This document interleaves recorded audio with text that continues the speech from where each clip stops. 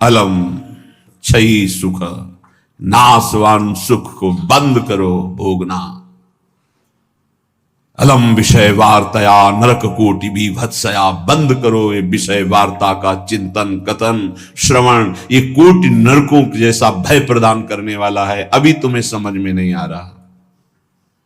ये विषय चित्र देखना, विषय चिंतन करना, विषय क्रियाएं करना बहुत करोड़ों जन्मों में किया है। थोड़ा संयम में हो जाओ।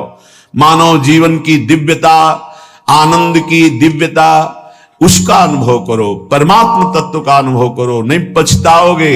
यहां से कुछ नहीं जाना। कह रहे हैं अलम क्षयी सुखा प्रदैर युवती पुत्रादिकैर। ये बहुत बड़ा आकर्षण है हर हृदय में काम का।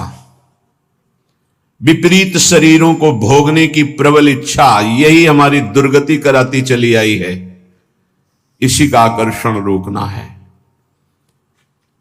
यदि हृदय में यह आकर्षण बना रहा, काम सुख के भोग के लिए विपरीत शरीरों के आकर्षण, शरीरों को भोग करके आनंद की अनुभूति करने की इच्छा, ये दुर्गति करा देती है। दुर्गति ये ऐसा दलदल है, इस दलदल में प्रथम बार जब से उतरे आज तक नहीं निकल पाए। धसता ही चला गया जो इस काम भोग रूपी दलदल में गिरा। इसलिए कह रहे अलम क्षयम सुख, नाशवान चिंता शोक प्रदान करने वाले इस सुखाकर्षण से बचो।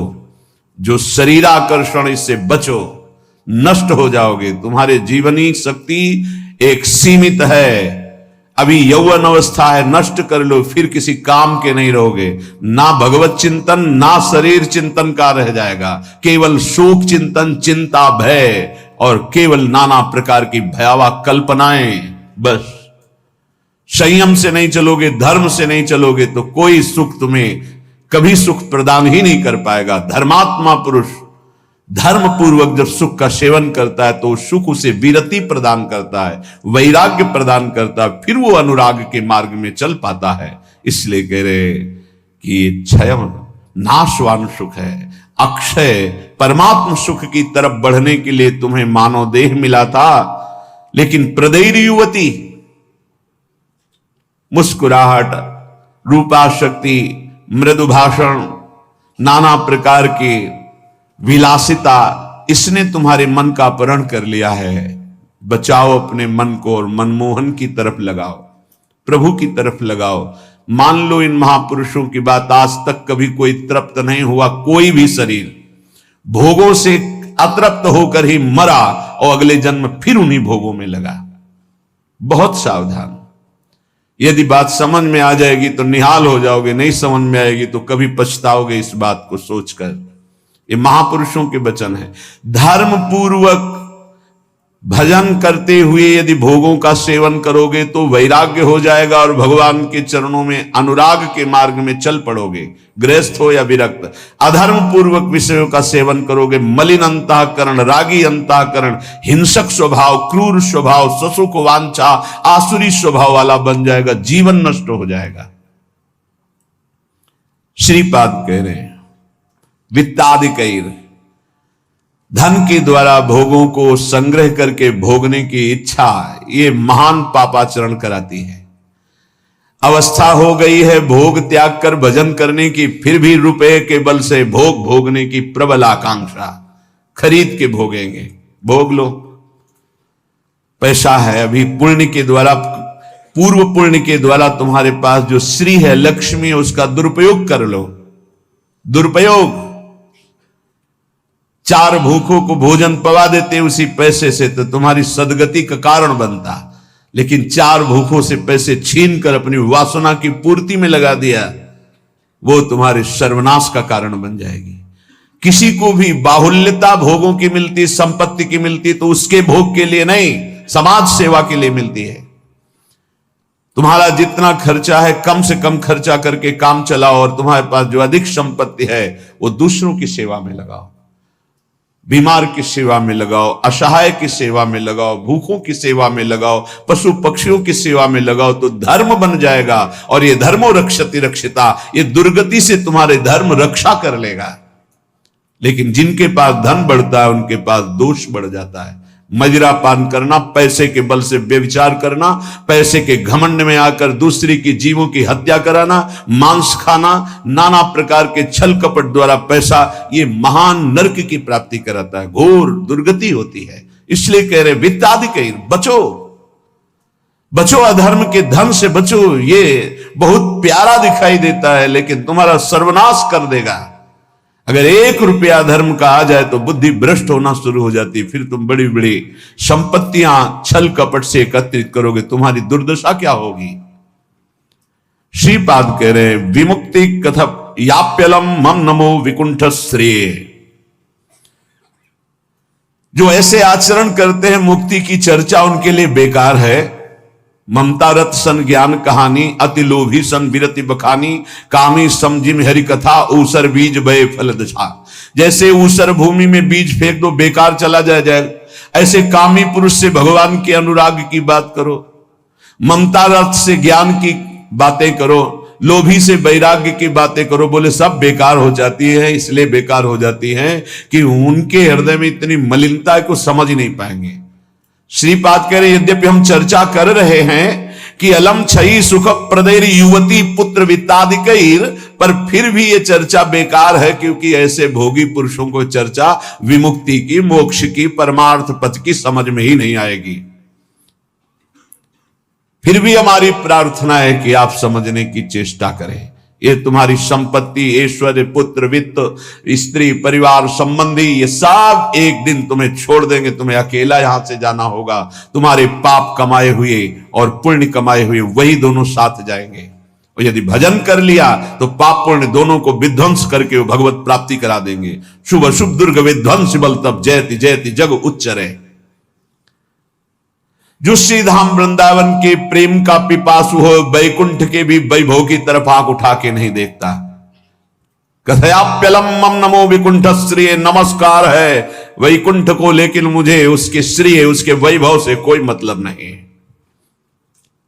परम तु ही भवे भवे भवतु वार्षभाण्यथ, वृषभानु की पुत्री श्री लाडली जू किशोरी जू, परंतु मेरा मन श्री किशोरी जू के चरणारविंद में, जहां ब्रजेंद्र नंदन श्री लालजू महाराज मुकुट झुकाए हुए हैं, रसघन मोहन मूर्तिम विचित्र केलि महोत्सवोल्लसितम, राधा चरण विलोडित रुचिर शिखंडम हरिम वंदे।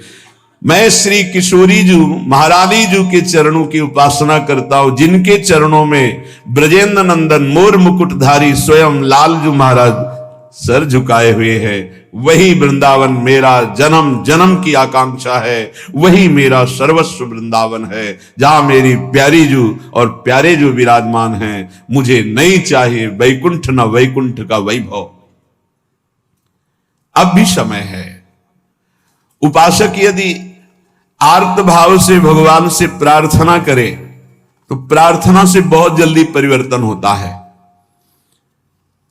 भगवान सत हैं, चिदानंद हैं, प्रेमानंद हैं, करुणामय हैं, और एक भगवान का नाम है भक्ता अनुग्रह कारिणो।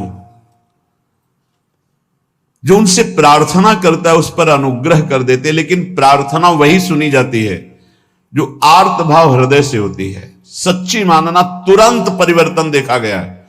ये हम अपने जीवन की सैकड़ों बार की बात कह रहे हैं। जब कभी ऐसा आया है और प्रार्थना हुई है, मिनट पूरा होना मुश्किल हुआ है और उस प्रार्थना का उत्तर तत्काल मिल गया है। एक बार तो बस प्रार्थना करके हटे कि वह तुरंत उत्तर आ गया, वो ऐसे से ऐसा, अच्छा अच्छा, तत्काल तत्काल। बस अंतर ये होता है कि हम हृदय से प्रार्थना नहीं कर पाते। हमारी प्रार्थना कपट जाल से युक्त होती, इसलिए प्रभु मोहि कपट छल छिद्र न भावा। सच्चिदानंद रूपाय भक्तानुग्रह कारिणो, माया निर्मित विश्वाय महेशाय नमो नमः। हे नाथ, आप सच्चिदानंद में हैं, सच्चिद आनंद में। तात्पर्य, हम आपको कुछ दे सकें ऐसी सामर्थ्य नहीं। सच्चिदानंद को हे पार्थिव जो मायाकृत पदार्थ हैं, भोग सामग्री, ये भ्रम हटा दीजिए। हमने कई बार प्रार्थना किया है, ये केवल हमारे भावों को प्रकट करता है, इसलिए वस्तु सामग्री का महत्व है। अगर भाव नहीं है तो कोई वस्तु सामग्री का महत्व नहीं। आप 100 कुंतल सोना चढ़ा दो, हमारे प्रभु के लिए कुछ नहीं है। कई बार आपको बताया है, समुद्र को रत्नगर्भा, पृथ्वी को रत्नगर्भा कहा गया है। ऐसे ऐसे पहाड़ हैं जो 4-4 लाख योजन के सोने के हैं, और वो सब मायाकृत है। आप देवलोक को जाइए, वहां स्वर्णिम भवन बने हुए हैं देव गंधर्व अप्सराओं के। अमरावतीपुरी कैसी बनी हुई है, पढ़ करके महाभारत में देखिए कैसी देवराज इंद्र की सभा है, कैसी वरुण जी की सभा है, कैसी लोकपाल अग्नि की, वायुदेव की, होश उड़ जाएंगे। और ये सब मायाकृत है। ऐसे प्रभु को हम क्या दे सकते हैं? और ऐसे प्रभु को जब रोते हुए भाव से किसी ने पत्र अर्पित किया तो बिक गए एक पत्र में। पत्रम पुष्पम फलम तोयम। हे सच्चिदानंद प्रभु, आपके एक संकल्प से संपूर्ण सृष्टि प्रकट हुई है। ये प्रार्थना, मैं नीच आपको क्या दे सकता हूं नाथ? मेरे पास तो जो कुछ है वो सब आपका दिया हुआ है। शब्दों को देखिएगा, हे नाथ मेरे पास जो कुछ है वो तो आपका दिया हुआ है। आपके एक संकल्प से संपूर्ण सृष्टि हुई है। नाथ मैं आपको क्या दे सकता हूं प्रसन्न करने के लिए? आप मुझ पे अपनी तरफ से, अपनी कृपा से प्रसन्न हो। जब मैं शरीर की तरफ देखता हूं तो रोगा हरंति सततम प्रबला शरीरम कामादयोप्यनुदिनम प्रदहन्ति चित्तम मृत्युश्च नृत्यति सदा कलयन् दिनानि तस्मात् त्वमद्य शरणं मम दीन बंधो।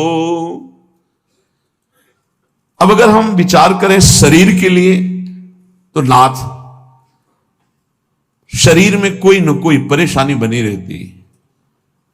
रोगाहरंति सततम प्रबला शरीरम, ये प्रबल रोग शरीर को छीन कर रहे हैं। High blood pressure, low blood pressure, sugar, ये वो। हम क्या आपसे वादा करें कि हम ऐसी साधना करेंगे कि आप प्रसन्न हो जाएंगे? पहली बात बाहरी वस्तुओं की। नाथ आपने एक संकल्प में अनंत ब्रह्मांडों का सृजन किया। स्वामी मेरे पास जो वस्तु आपकी दी हुई है, मैं किस वस्तु से आपको रिझा सकता हूं नाथ? वो तो आपकी दी हुई है।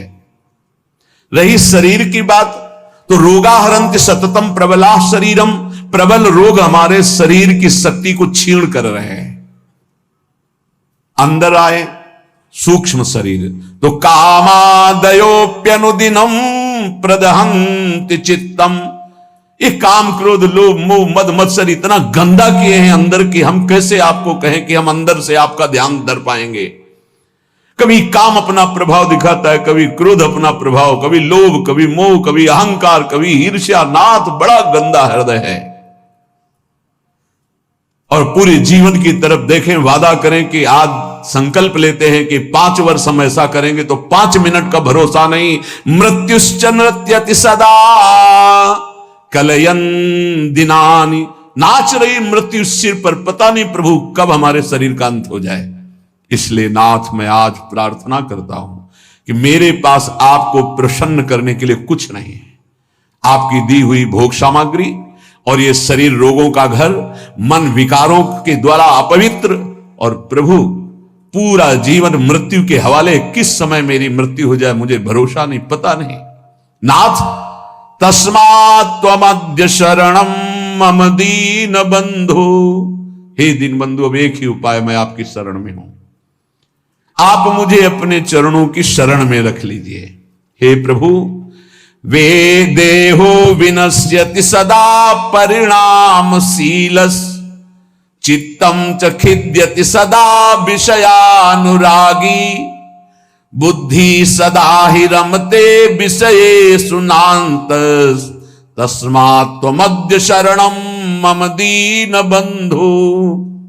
बहुत सुंदर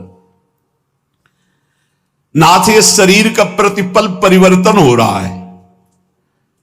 कभी घुटने के बल था, फिर किशोर अवस्था आई, फिर जवानी आई, फिर धीरे धीरे ढल रहा है। ये नाशवान शरीर नाश की तरफ जा रहा है।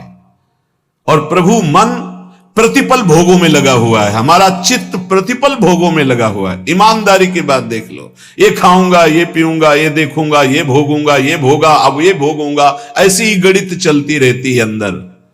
और मेरी बुद्धि बस एक ही बात, इस विषय को भोगने में ये सुख है, निश्चय करती है विषयों में सुख है। मारा गया प्रभु, मारा गया। कुछ भी ऐसा नहीं है जिस पर मैं टिक सकूं। शरीर टिक नहीं रहा क्योंकि नाशवान प्रतिक्षण नाश की तरफ जा रहा।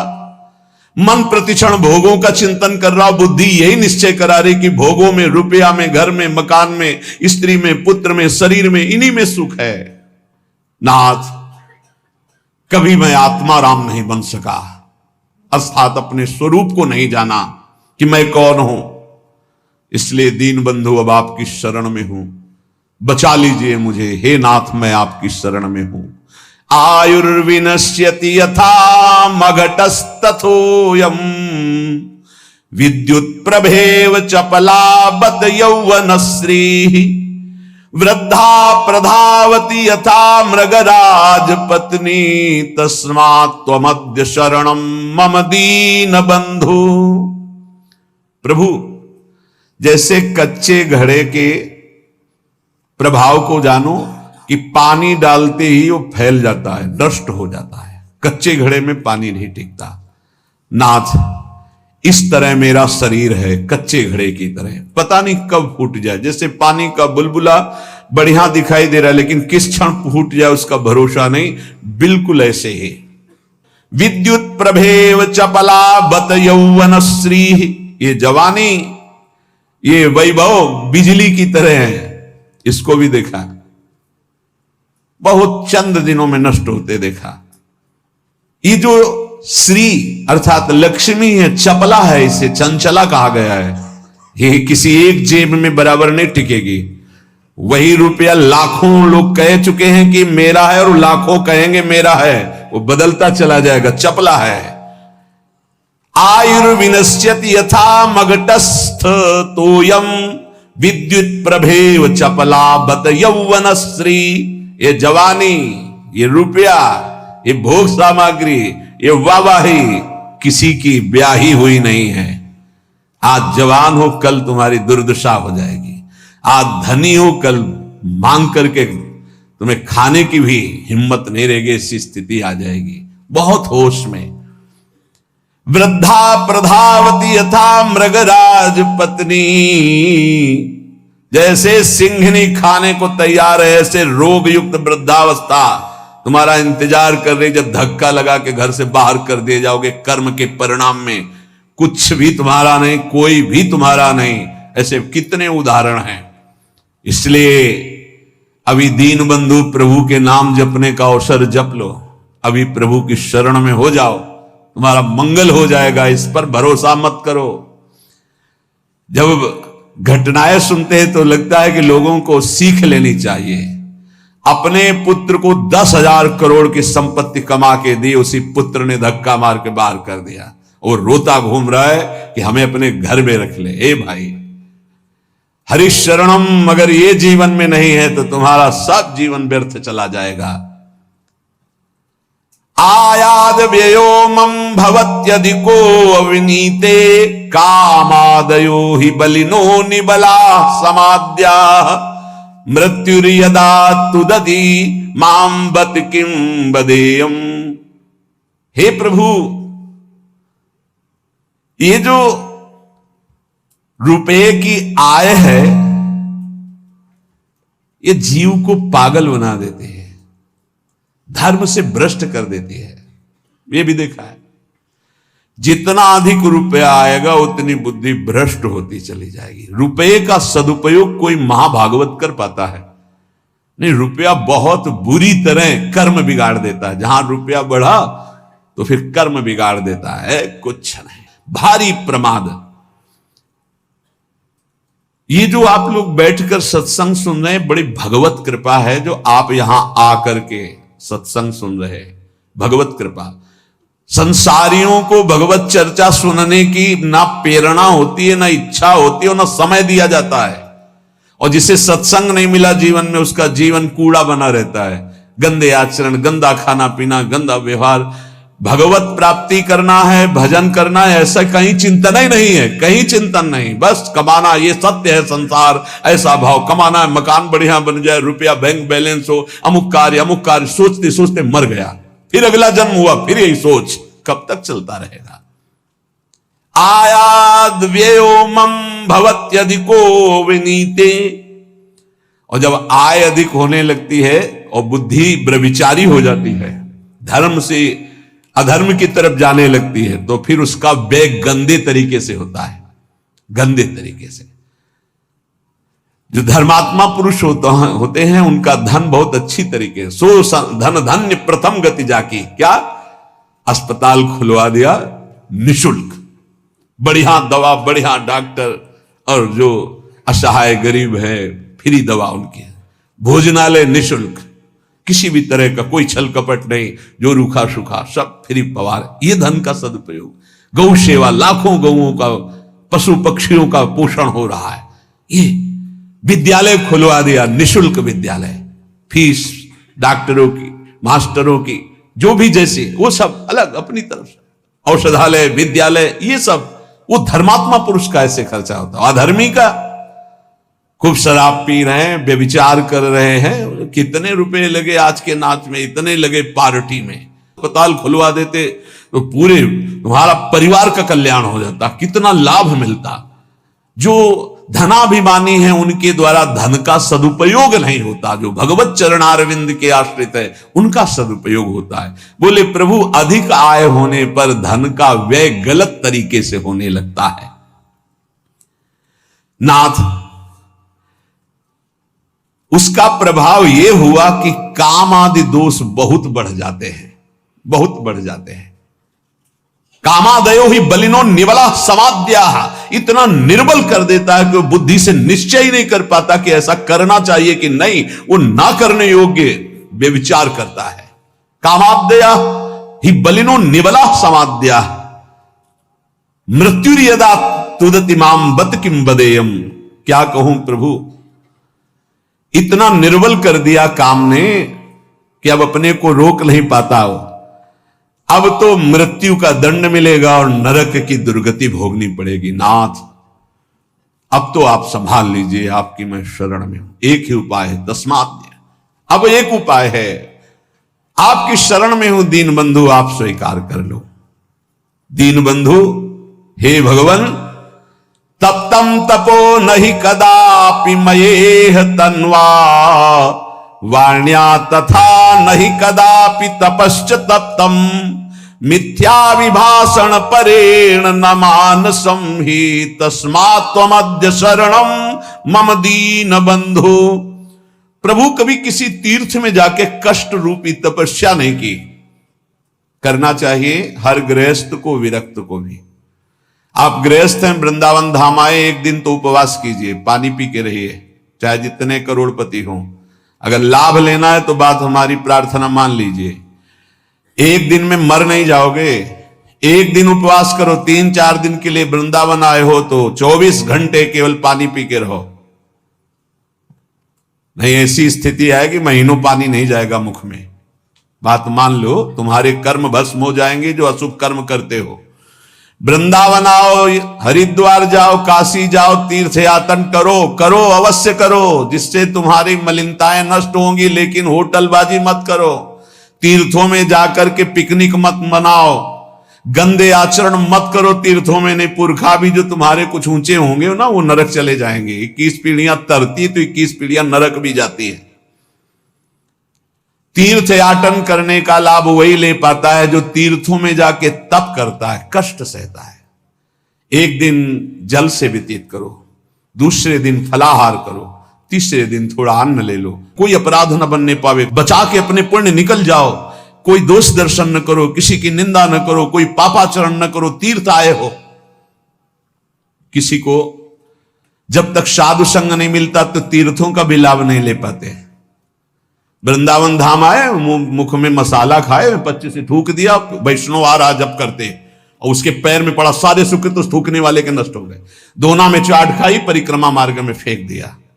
उनको क्या पता है कि कहां क्या है। दीवाल में ऊपर लिखा है राधा, और वहीं खड़े लघु संघ, तुम्हारे पुरखा भी सुकृतहीन हो जाएंगे जो तुम आचरण कर रहे हो, क्योंकि तुम्हारे भाव का संबंध है वहां से। बहुत सावधान। तीर्थों में लाभ तभी ले सकते हो, लघु शंका बहुत देख के, कहां करना, थूकना बहुत देख के तीर्थों में जाए, पक्का एक दिन उपवास करे, एक दिन फलाहार करे, एक दिन थोड़ा सा अन्न, और वो भी पवित्र अन्न। ऐसा नहीं कि आदेश कर दिया खूब छौंक बघार के प्याज लहसुन हो ये वो, तीर्थयाटन करने गए हो, ऐसे थोड़ी जाया जाता है तीर्थयाटन। मनोरंजन के लिए मत जाना कभी हरिद्वार, ऋषिकेश, काशी और वृंदावन, मनोरंजन के लिए मत आना। अगर मनोरंजन के लिए आए हुए हो तो जितने सुकृत हैं सब नष्ट हो जाएंगे। यहाँ का होटल लिया और वही सब करते हैं जो बंबई कलकत्ता में करते हैं। बंबई कलकत्ता नहीं है, ये नित्य विहार स्थली प्रिया प्रीतम के। एक सुकृत करोड़ों सुकृत के बराबर, और एक पाप करोड़ों पाप से भी भारी पड़ेगा यहां, इसलिए होश में। तो कह रहे प्रभु तप्तम तपो नहीं कदापि मयेह तन्वा, इस शरीर को कभी तपस्या के द्वारा कष्ट नहीं दिया, तीर्थों में जाके देना चाहिए कष्ट। हम माघ में देखो ना, बड़े बड़े सुकृतशाली वहां जाते हैं, पांडाल खोलते, संत महात्माओं का वास कराते, भोजन कराते और 3 बार नहाते हैं। और माह महीने में गंगा जी का नहाना भारी तपस्या है। ऐसे एक डुबकी लगाओ तो लगता है सर है कि नहीं है, कुछ पता ही नहीं चलता, इतना ठंडा चल रही वायु। हाँ, गीजर में नहाने वाले गंगा जी में कब डुबकी मार पाएंगे। तो तीर्थों में जाते 8 बजे वहां से उठे हो, गीजर से नहा धो के पान वान खा के बाहर, ऐसे तीर्थ नहीं होते। 3 बजे तड़के जाओ, गंगा स्नान करो, बैठो भजन में, माला चलाओ। 3 दिन 4 दिन जो वृंदावन वास, तीर्थराज, प्रयागवास, काशीवास, ये कठोर तप पूर्वक किया जाता है। पर प्रभु कभी ऐसा नहीं हुआ। दीन बंधु और वाण्या तथा नहीं कदापि तपश्च तप्तम, वाणी का कभी तप नहीं किया। शरीर का ये तप है तीर्थयाग, और वाणी का तप 2 घंटे 3 घंटे बैठ गए, खूब नाम कीर्तन किया, राधा राधा राधा। नाम कीर्तन में मन बड़े पुण्यात्मा पुरुष का लगता है। और नाम संकीर्तनम यस्य सर्व पाप प्रणाशनम, समस्त पापों को विध्वंस कर देता है नाम कीर्तन। तो वाण्या तथा नहीं कदापि तपश्च तप्तम, नाथ कभी शरीर से तो तप तीर्थों में किया नहीं, वाणी से कभी नाम कीर्तन का तप नहीं किया। पूरी चतुरासी जी गा लिए, सुधा निधि गा लिए, यमुना के तट पर बैठ करके आए 2-4 दिन के लिए, और परिक्रमा लगाए, नाम कीर्तन में बैठे, नाम कीर्तन किया, ये कभी तप नहीं किया। मिथ्याभिभाषण परेण, जबान से झूठ बोलना, गाली देना, निंदा करना, पापाचरण करना, प्रभु शरीर से पाप, वाणी से, और मानसम ही, और मन से प्रभु पूछो मत, मन तो सदैव पाप ही सोचता रहता है। तस्मात् तुमद्य शरणम मम दीन बंधो, हे दीन बंधु ऐसे मुझ नीच को अपनी शरण में रख लो।